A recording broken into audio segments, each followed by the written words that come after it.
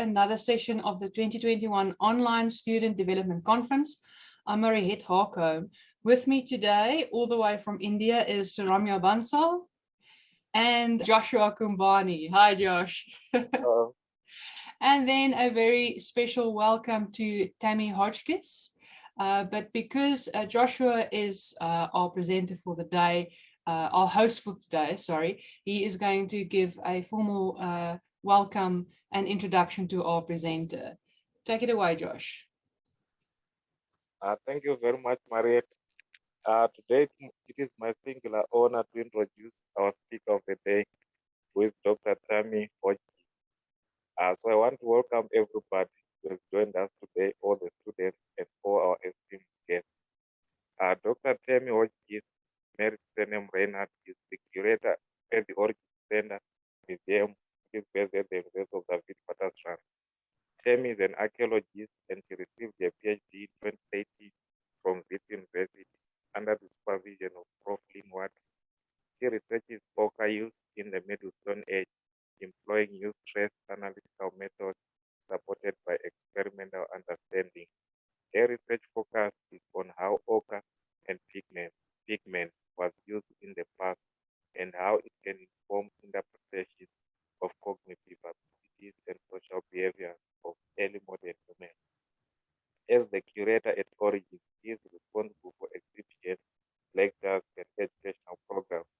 He runs interactive ochre workshops involving ochre pigment and paint brushes and archaeology-inspired painting. Welcome, Tammy. Thank you. Sorry. Cool. Over to me. Shall I share my screen? Yeah, sure. Give me 2 secs. Cool. Now I'm really happy to be here today and to chatting to everybody, and I'm always happy to ramble on about ochre because I think it's awesome. Great. Okay. Let me share this. So what I'm going to be talking about today is ochre and early modern humans. So there's a lot of ochre use that I'm sure a lot of you know about in current and contemporary societies, but it gains a lot of, there's a lot of interesting stuff happening in the ancient past when we dealing with early Homo sapiens. So firstly, for those of you that aren't sure what ochre is, it's a very broad category archaeologically. And so a whole lot of different materials are kind of pushed under this umbrella term ochre. So you get shales and mudstones and hematite and goethite and a whole lot of different things that all come under this term ochre. Sometimes in archaeological assemblages, even anything that imparts color. So even gypsum, white gypsum, or ashy conglomerates, they all kind of put in this category of coloring material, or even black manganese. But you can see from the images that I have here, it's a whole range, but generally it's rocks that if you scrape them against another rock or a grindstone, it has a streak. That's usually a red or a yellow or an orange color. And so if you actually grind it or crush the stone, you'd get a really nice fine powder that you can use for a range of things. But importantly, most ochre is iron rich. So that's the main component, ferric oxide or ferric oxyhydroxide. So as I was mentioning about the contemporary uses, especially around Africa, there's a lot of societies that still use ochre for everyday uses. The Ovahimba in Namibia will cover themselves with an ochre-rich paste mixed with animal fat for ritual purposes, but also for sunscreen.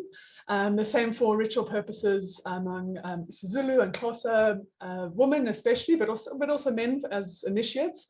That use ochre, sometimes just store-bought ferric oxide if there isn't access to a nice clayey ochre form. But it's used for a lot of artworks. There's Heidi Gustafsson on the right-hand corner, who's an artist in America who forages ochre. And then Australian Aboriginal art, and ochre is still actually used for that. So we know a lot about the visual uses of ochre as this red, especially material, even though you still get oranges and yellows. But there are a lot of other uses of ochre as well that we don't see as much.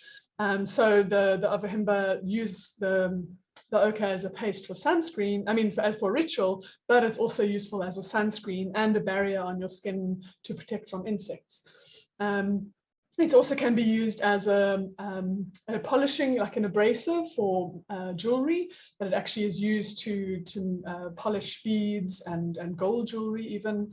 It can be eaten to help with stomach ache, and it can be used as an antibacterial powder for hide tanning, or even as to help wounds. So it has a whole lot of uses that we don't see, but a lot of the uses are that we know about are focused on the actual color of the material. But that's what's also interesting in the archaeological assemblage. What are we actually seeing in the archaeological assemblages, and how was it used? So the use of ochre is widespread across the world. We get in the later Stone Age, we know there's more use with ochre associated with burials, where powder has been put over a lot of burials, or pieces of ochre can be found. Ochre on beads, so maybe beads like ostrich eggshell beads or seashell beads were covered in ochre. You have it associated with symbolic items. So in Europe, you can see this female figurine at the bottom. And it's associated with a lot of symbolism. So with beads and with these objects that aren't necessarily only for practical uses.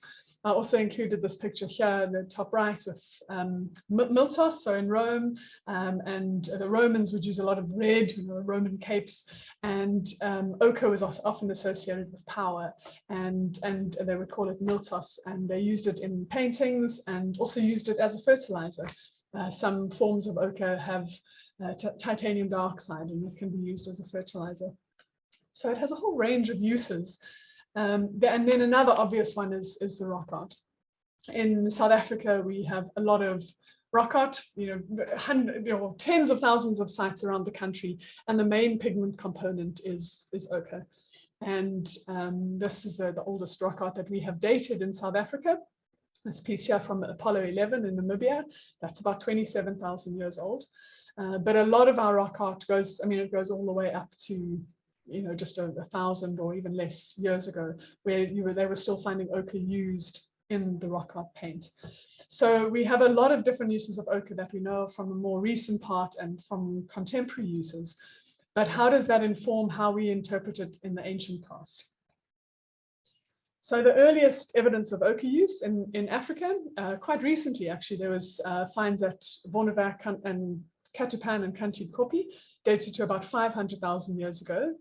In Europe, there's evidence dated to 250,000 years ago. That's actually the image that I've got in the slide here, where they found pigment that has actually been mixed with a paint. They found little drops of this paint substance. So it's very small evidence. But most of these early sites that I've listed here, especially in Africa, are pieces of ochre that have been collected.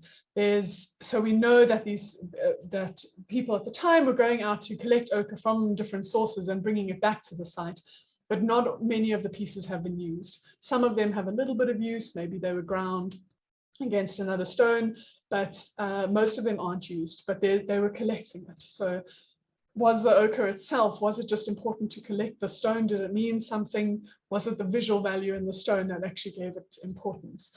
And that's what we have to try and figure out. Cool. So why were these early modern Homo sapiens using ochre? I'll go more into the middle Stone Age, because that is the time where you're finding that ochre is regularly used. You'll find it it's from that time. From 100,000 years ago that you're finding our early modern Homo sapiens that are actually collecting all these ochres and using it so much at many sites. So these are some archaeological examples, and you can quite clearly see the really nice utilized surfaces that have these grinding striations on them. So we know that the ochre pieces were ground down or processed in some way to either give it more color. Often the surface of the piece is quite different from the color that you get when you grind it, or to create a powder, to actually use it for something else. So we're dealing with anatomically modern Homo sapiens, and the appearance of ochre and the regular use of ochre occurs at the same time that we have a whole lot of significant innovations that we see in the archaeological record. So it's from around 300,000 to 30,000 years ago. that you start finding ochre becoming more common, but especially after about 100,000 years ago. And just a quick aside, just want to say that it isn't only Homo sapiens that use ochre. We do have in the Upper Paleolithic and the Middle Paleolithic in Europe, so from about 65,000 years ago, that we do have art, we do have ochre being collected at sites, and so it is likely that that Neanderthals were actually using ochre as well and creating paint, and obviously using symbolic artifacts as well. But in South Africa, it is pretty much limited to Homo sapiens, or it is limited to Homo sapiens, and mostly only modern Homo sapiens. So here's some pretty pictures of some Middle Stone Age sites. A lot of the sites are really nice sites along the coast, but there's also a lot of sites inland. And recently there's been quite a lot more research on inland sites as well.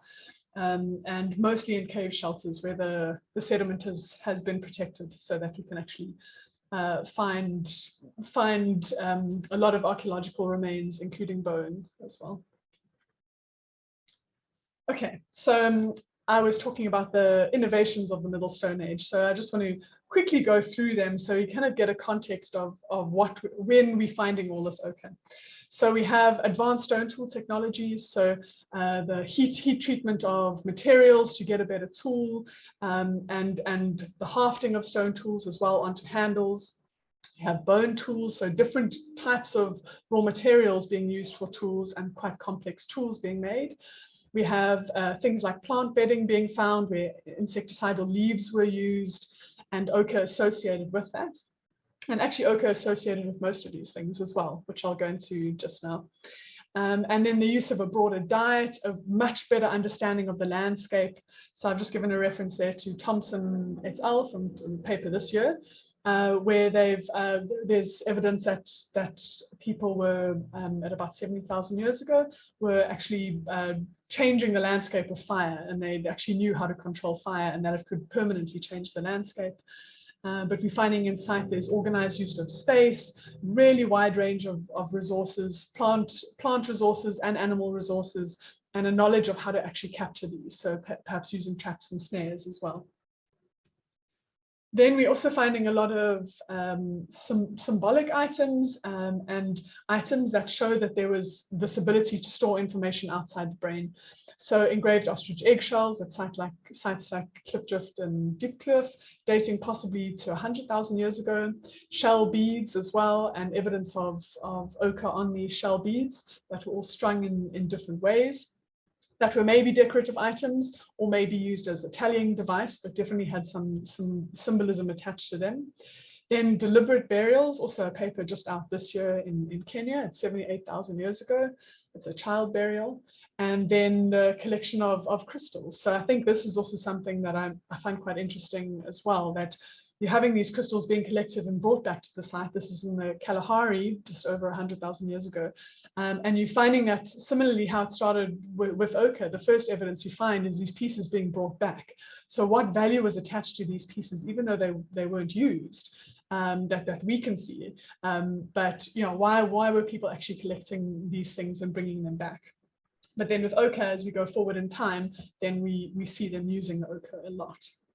So as I said, from about 100,000 years ago, we find a lot of utilized ochre at sites. Sites like Blombos and Sibudu, you can have over 9,000 pieces in a collection. And a portion, maybe 20% of that is used. So it's still a lot of pieces that are being used, that are being processed in different ways. And so the evidence that we find is ochre pieces, so the actual pieces of the ochre themselves that are worked in different ways or not. The residues on tools and beads and bone, so a whole lot of different ways that ochre was used. We find patches of ochre, then compound paint mixtures. I'm going to go into all of this just now in a little bit more detail. And then grindstones, so the tools that were actually used to process the ochre in different ways. And we have a lot of evidence in Southern Africa, because there's a lot of Middle Stone Age research happening in Southern Africa, but there's also sites like Pork Epic in Ethiopia and in Morocco. There's a lot of sites that are actually showing that this is pretty widespread around Africa that we're getting ochre being used commonly, and you're finding similar objects being used.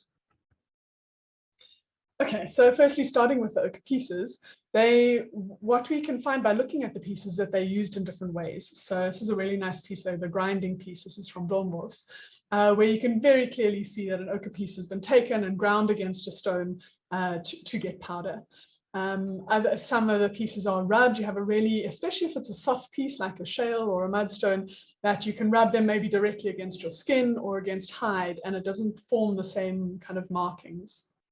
Then you get kind of in between where it looks like it's a combination. Maybe a surface was ground first to make it softer and then rubbed against something, against skin. And then we get scoring or engraving. I prefer to use the term scoring just to show that something sharp like a bone or an edge of a stone tool was actually used to make a mark. Maybe to even scratch it so you get lots of powder, whereas engraving shows a deliberate action. So such as these two pieces from Blombos and Cebudu, where you can actually see a really nice design, and it wouldn't necessarily create a lot of powder. So the purpose wasn't likely to make powder, but to create a design. And then I've got crushing there just because that is something that we have to consider. There could be no evidence of it. We have some ochre residues and we know ochre powder was being produced, but the evidence of crushing could leave nothing, or the actual action of crushing could leave nothing behind. So we do have to consider that maybe some of the teeny pieces we find in the archaeological record are the result of crushing, and most of the powder was actually used up and we can't see it anymore. So just a quick note, I don't have scales in these pictures. A lot of the pieces that you find in archaeological assemblages in Southern Africa are just a few centimeters big. Every now and then you'll get a nice bigger piece, but most of the pieces are pretty small that you're finding in archaeological assemblages. So I just want to show you some nice close-ups of grinding. And also just to be aware, like the bottom right-hand piece, that you get a lot of striations coming different ways. So as you're grinding, you can imagine you change your grip on the piece. So you're not going to only get these really nice parallel lines that all only go one way. You get a mix of grinding. And also as you shift the grip in your piece or want to grind another surface, that's when different shapes form and you have different surfaces on the piece being used. So like crayon shaped pieces as well. It could just be from the grinding process as people are trying to get more powder. And then some just nice examples of scoring and engraving. So the pieces on the right-hand side, you can see it's much more erratic. So it's unlikely to have been used by taking an ochre piece and grinding it on the surface. It was more likely that a tool was used to make those markings. But it looks like those pieces, you know, the tool was really just quickly scraped. So a lot of powder was probably actually obtained from those.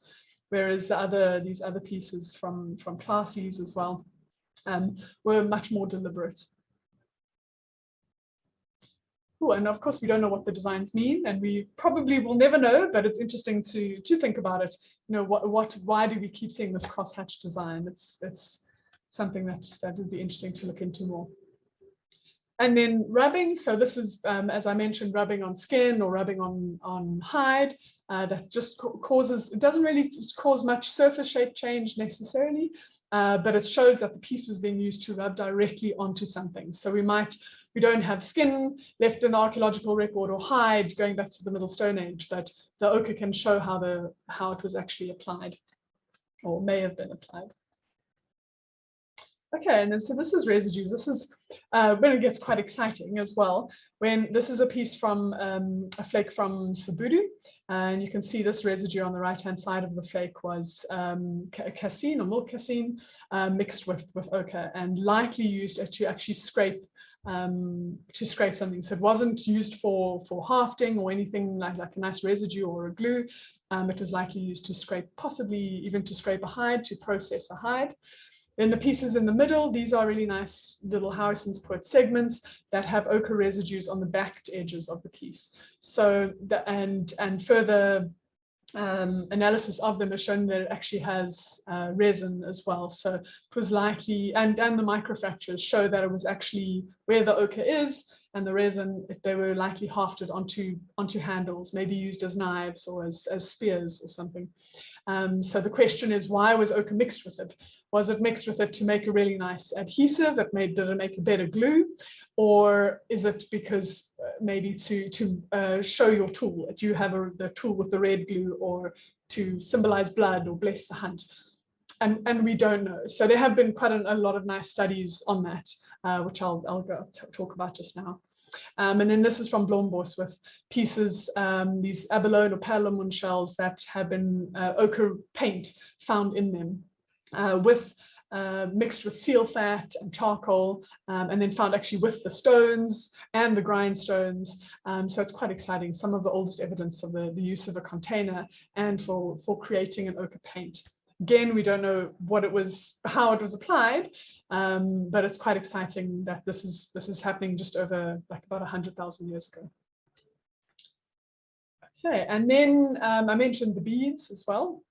So you do find ochre residues on shell beads. This is in Morocco and along the Western Cape Coast, and this is Cebudu in KwaZulu-Natal. And so we know with the shell beads that there's a lot of research that has been done about were the shell beads themselves actually colored? Was it from the string that was colored, or maybe from just being against skin or hide that has ochre on it? And it's pretty hard to know for sure, but there's definitely ochre residues on them. And then this piece at the top is the flake, the end of a flake or a ground surface. That has these lines of ochre that are actually drawn across it. And it's kind of called the earliest hashtag, but it looks like deliberate markings of the ochre along the surface. And then the lenses that I mentioned. So this is important when crushing comes in and how ochre was processed. You get these beautiful lenses at sites around South Africa where you have these beautiful lenses of ochre. We know a huge amount of ochre was being processed. So were there activity areas where you have your grindstone or you're crushing the ochre and this is all the residues that were left behind? Or was ochre deliberately put there? The image of Cebudu on the top left, this is actually a really hard surface of a hearth, an ashy hearth, that it seems like the ochre was used as a really nice working surface and the ochre was processed on top. But it's interesting. So we know a huge amount of ochre was being produced from the pieces that we find and the powder that we find. So ochre has many uses, and what is important is to think about the evidence that we have in the archaeology. Does it suggest that it was used the same way as we use it now?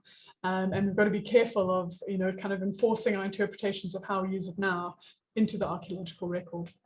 And experimental studies have been really important with understanding how ochre can be used and what other uses it has, apart from being a really amazing pigment.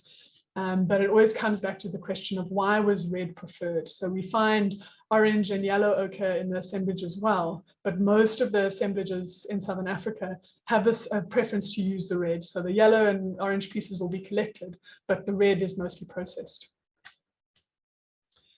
Okay, so firstly, something that comes into it is heat treatment.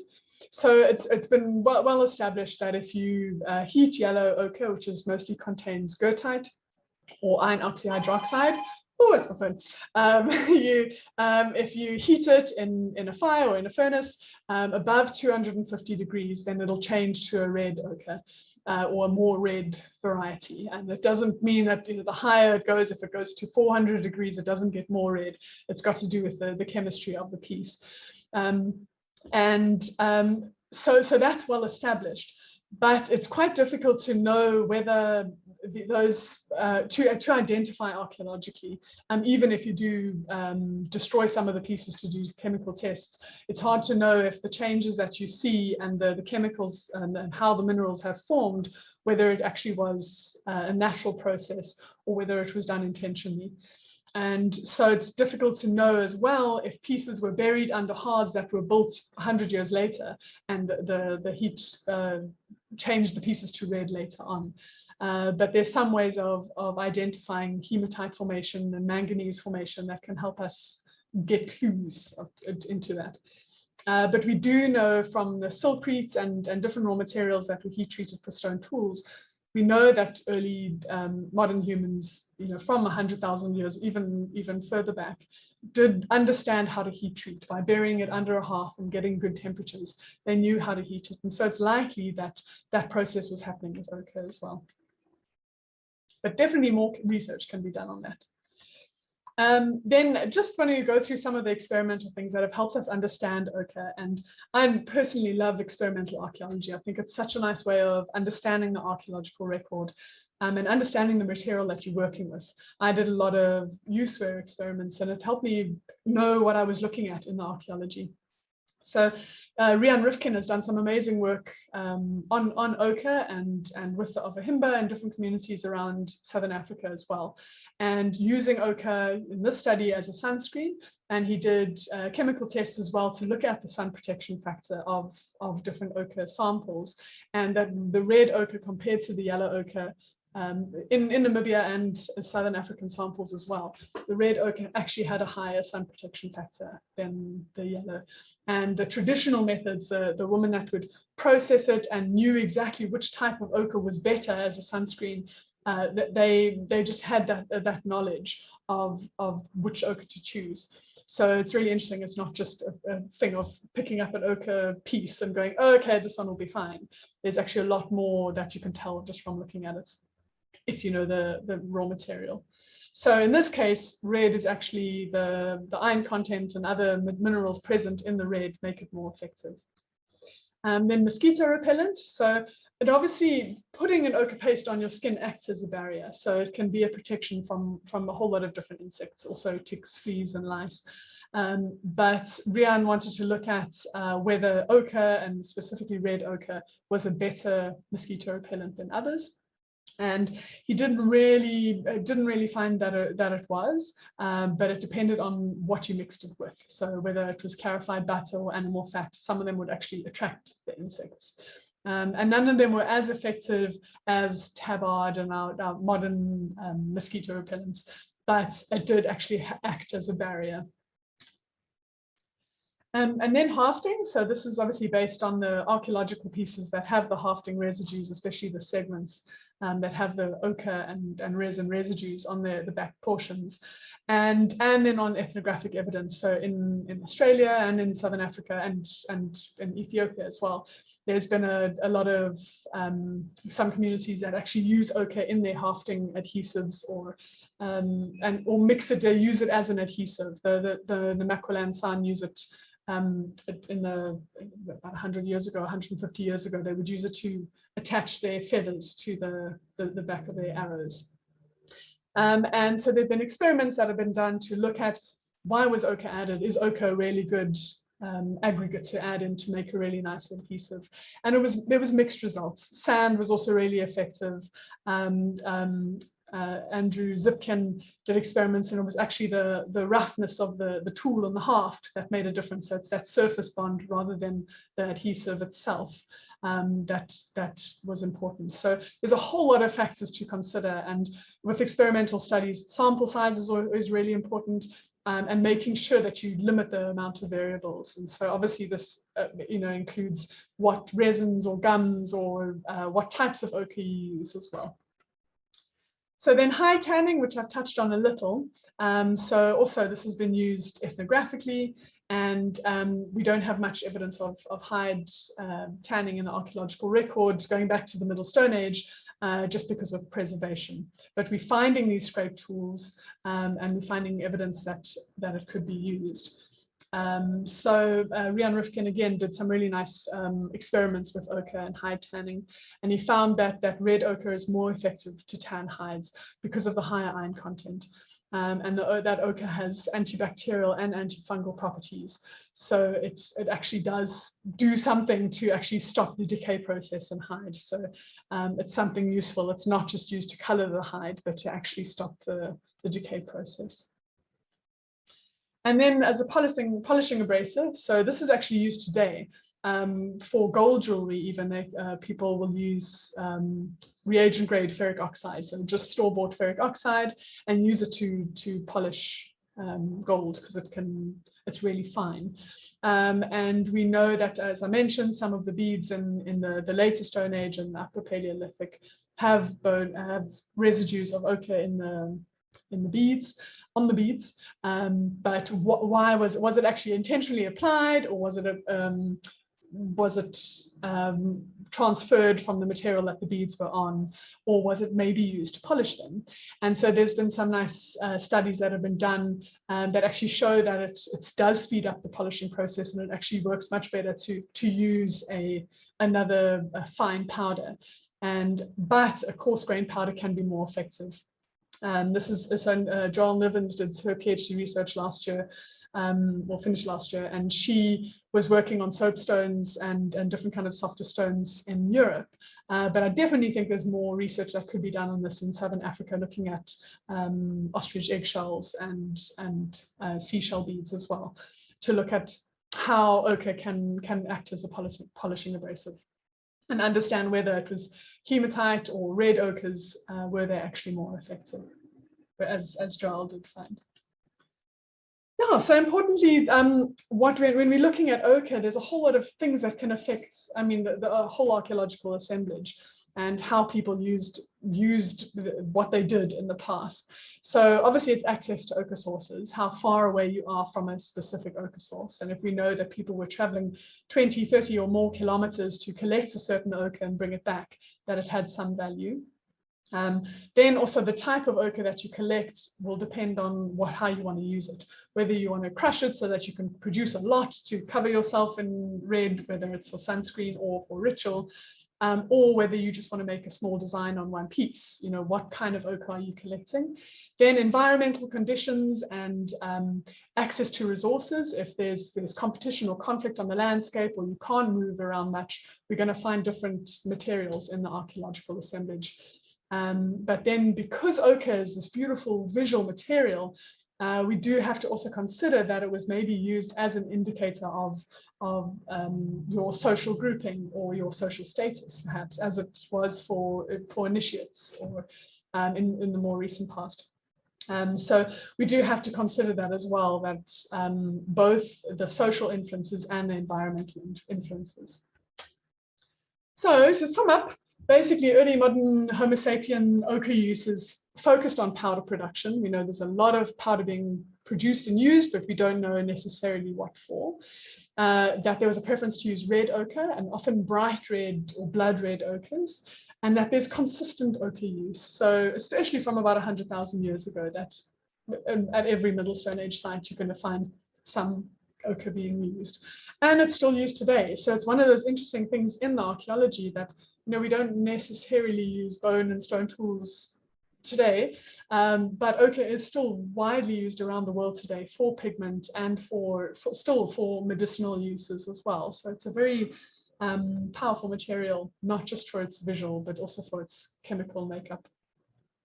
So ochre can be very useful in establishing the cognitive and behavioral capabilities of hominins in the ancient past. So in terms of understanding how a halfting glue is made, you know, that whole process is quite complex, being able to control the fire and the qualities of the glue and add ochre. You know, so it's quite important to reconstruct these activities so that you can understand, to get to the archaeological item we find, to know all the steps that went into that. And ochre, obviously, because it could be used for its chemical and physical or visual properties, it makes it a little bit tricky. But it's definitely a visual material. And so in the past, we do have to consider that, like, why was it collected? And so in our interpretations, we need to consider all aspects and try not to be too biased by how it is used in present day.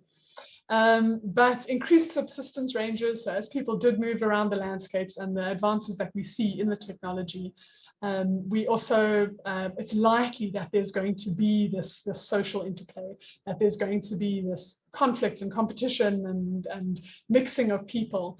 And having had so much ochre being produced and this bright red, often shiny ochre being produced, it's likely to have played some role in the interactions, whether it was to have increased technology or better technology, like with Halfting, or to have hide so you can protect yourself in cold weather, or as a sunscreen, or just as a social indicator. Ochre likely played a part in that. Yeah, so thank you. So please, I'd love you to get in touch with me if you have any questions, and thank you for inviting me today. Cool.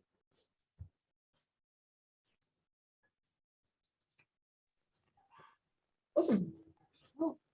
Have some Thank water. you very much for the good presentation. I'm sure some students have learned from your presentation and they'll be inspired Can't hear you very well. at focus study.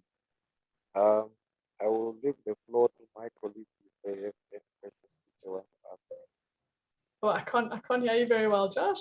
I think Josh just said that he's now opening the floor to questions. Cool. So I see that Sir Romeo's video and mic is still off, so I guess I'm going to get the first opportunity here. Tammy, thank you very much for your presentation. It's really interesting. And my question kind of ties in with the question I asked Matt Caruana the other day on the connection between stone tool use and cognitive ability, in terms of, we usually see stone tool development as a product of cognitive development. But my question to him was, with the creation of stone tools using challenging materials, depending on the rock mechanics of a piece of raw material that you're working with, it might pose a challenge, which in turn challenges you, and that kind of leads to cognitive development. So you have kind of like a feedback loop. Do you think the same thing could have happened in terms of ochre use, in terms of our cognitive development led to us being able to express ourselves in artistic ways, but then also the actual act of grinding ochre, of thinking how to use these different materials, applying different mixing mediums for different purposes? Are you using it to draw art, or are you using it on your skin as a sunblock or an insect repellent? And even identifying different people depending on how they use ochre for bodily decoration. Do you think that in turn might have stimulated further cognitive development? Once again, a little feedback loop going on? Yeah, no, I think to me it makes sense that it would have gone both ways. That it was this thing of, there was likely to have been a certain amount of trial and error. And the interesting thing is that it is just around the whole continent, so it is, why were we as humans attracted to this red material that can be ground down, and slowly figured out that it has these maybe magical changes when it's heated, or can be used to make a really nice glue. So it's true. I think there's going to be a certain amount of both ways. And especially if social interactions are increasing at a certain amount of time, and there's this demand to make better tools because there aren't the resources there were before, and you need to be able to trap different kinds of animals, and so that you're going to have that kind of interplay. Whether you can identify that in the archaeological record and know kind of which way it went, that might be a little bit hard. And I think that's when you have to consider the whole picture. So consider the rock art, and the stone tools, and how the stone tools are changing through time as well, at the same time as you're finding these changes in ochre use. So it's a kind of a little bit of everything. I'm a fence sitter though, so let me just say that. Cool. Thanks for that response. I wanted to find out, Tammy, from you. I'm interested with use of ochre as a beauty product. Like, I've seen that there are some people who use it as a beauty product, like what you said, people from America. I wanted to find out, is there like commercial ochre use at the moment? Like, are there any industries who are involved? As on your skin? Sorry, I can't hear you very well.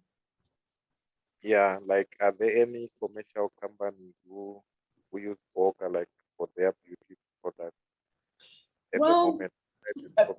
Mostly for paint. That's where you're going to find ochre being and synthetic ochre, but also real, like natural forms of ochre that are used for paint. As far as I know, but I actually must do more research into it, is that it is used for some makeup types. that you do actually get it used because it's not bad on your skin, and it's, so, but I actually don't know. It's actually really interesting to know if L'Oreal or whatever, actually does use ochre in their products. I'd be interested to know. But it's been more traditional societies around the world that have carried on using ochre and still use ochre as something to make your skin soft and to use it as a sunscreen, but not that it's been kind of translated to these commercial products that we have now. Okay. Yeah. I'm just wondering where Sir Ramya is, if we maybe lost him. Sir Ramya, are you still here? He might be having some connectivity issues. He hasn't said anything on our group yet. But yes. Josh, do you have any further questions for Tammy? No, I only have one question. Cool. Okay, cool I stuff. want to also say that it's just interesting, like that. Oh, there's someone now. But I was thinking of ceramia with handprints, and like there's something about touching ochre, and a lot of the ochres are, like really nice ochre that ethnographically you've had San and different communities around Southern Africa say that this is the best type of ochre, or the most special is this really nice soft, shiny, well, hard, but when you grind it, it's this beautiful, almost fatty powder that just looks like this beautiful shiny eyeshadow. And those are often seen as the most powerful or the most potent or the best kind of ochre. And there's something about touching the ochre as well that it's just, I don't know, I remember as a kid like scraping shale, and it's just really nice to make your own paint. And that kind of process, we do have to consider that when we're looking at the archaeology, that people also did do things for enjoyment. Not everything was about, okay, this has a use, and my whole life is about use. In the past, there's likely the things that were just done as enjoyment, or for uses that might seem silly to actually put in a paper, but we do have to consider it. Yeah. Cool. So Ramya. So Ramya, do you have a question for Tammy? Hello. No, we can hear you. No, I just wanted to add on to her last observation there, about the touch aspect. It's very essential in lots of communities across the world for sure. But because it doesn't leave any tangible or concrete evidence in terms of the archaeological record, it's something like that phenomenological experience that we had been talking about, that is based entirely on one's own experience or relation to the world outside. So it's definitely something that is something worth investigating. And I think like experimental archaeology in that sense is one of those ways which can assist in arriving at some of these answers that we are looking for. So yes, thank you, Tammy, for your talk and taking us back in time in terms of ochre, and also relating it to other evidences, because after all, the same human being or hominin has been using all kinds of materials, ochre, stone tools, so we need to join those dots simultaneously, I guess. Yeah. Yeah. No, I agree. Cool. Thank you, Sir Ramya. So to conclude our session today, I want to just thank you, Tammy, so much for your presentation today and for contributing to this workshop, to this conference. And, on the topic of experimental archaeology, for our students and conference participants tuning in, our assignment for this lecture is a bit of experimental archaeology. We want you to go out and from your local environment, it can be your garden or a local park, go and collect natural material that you can mix your own paint. So if you're lucky enough to have access to some ochre, you can use that. Or think about using other arts and crafts supplies. Colored blackboard chalk is a good option, as well as artist's charcoal, even charcoal that you just find from your fireplace. You can grind that up as a paint material.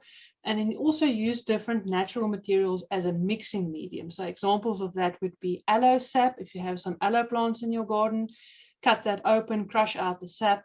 You can use egg yolks and egg whites.